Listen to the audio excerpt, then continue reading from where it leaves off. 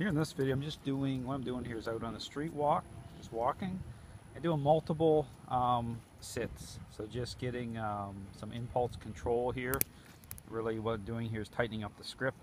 So here all I'm doing is moving forward with Suna, communicating with the leash here as needed, back into the sit, forward. So here what this is kind of like a pacing exercise here. This is to get the dog more in tune into the person and into the follower script as well. So they're one and the same. I mean, physically, where the body is, the mind is. But here, what I'm doing here is I'm also establishing by communicating effectively with the leash. So back into the sit. So this is like a pacing exercise. So here, I want to sit and slow down, sit. Because one of the issues with dogs is that you could be walking unknowingly too fast or to their pace, and they'll still hold on to power during the walk. They'll still be pushing beyond the parameters of the follower script. So here, this little exercise with slowing down and getting them to stop and go into the sit and match your pace is a great little exercise to help to tighten up the script. Because this is a script tightening, so right here, same thing back. So it's almost like you're establishing another layer in a way, because as you slow, you're going to start to communicate. So here I'm going to slow, start to communicate, and then right back. And soon as going into the sit really well, forward, and start to communicate as I'm slowing down, and then right back into the sit. So kind of like what you're doing here is here where the nose is. You don't want, even right here, start to slow it down and back. So how I describe this to help dog owners turn here. So as I turn, you notice I'm turning into my left side, because again, you want to practice your turns with your dog so that whatever side the dog is on, that's the side you're turning into. Slow here again, back. And that just, what that helps to do is get the person to invest their entire body into the scripting exercise by turning in. Now when you turn in, you're not ramming your knee into the dog or anything like that. It's not intended to be overly aggressive. What you're doing is you're blocking. You're actually when you're turning in, you are making a little contact, but it's very smooth and fluid, and it's not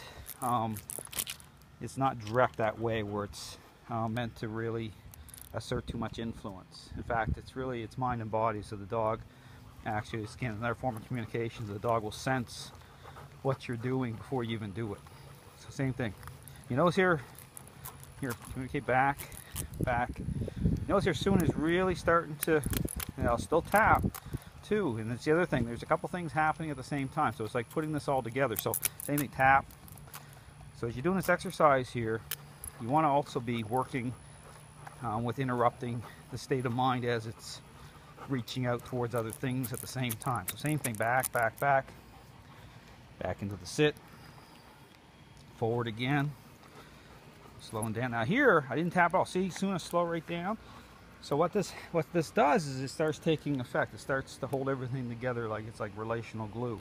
Same thing, I'll move forward, I'm gonna start slowing here, and see him slow? I didn't even barely tap. I just tapped on the very end point when he was moving out, but he's starting to really come into a better script here. So same thing, move forward, tap, back into the script.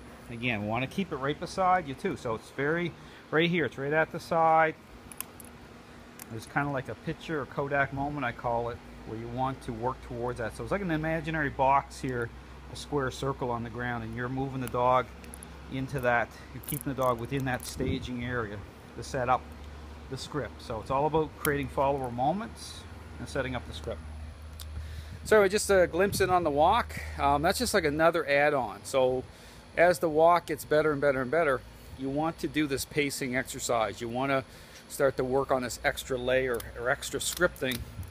And so it's all about communicating effectively through the leash to do this, and starting to make sure the dog is pacing you. So you want to adjust your pace, because that's one of the test things when you're doing this, is if you're slow down from what your normal pace is, is the dog still advancing ahead of you, and that's key. So this is to help with the scripting, so we can start to get the dog into a better script. So this is to get a dog off leash.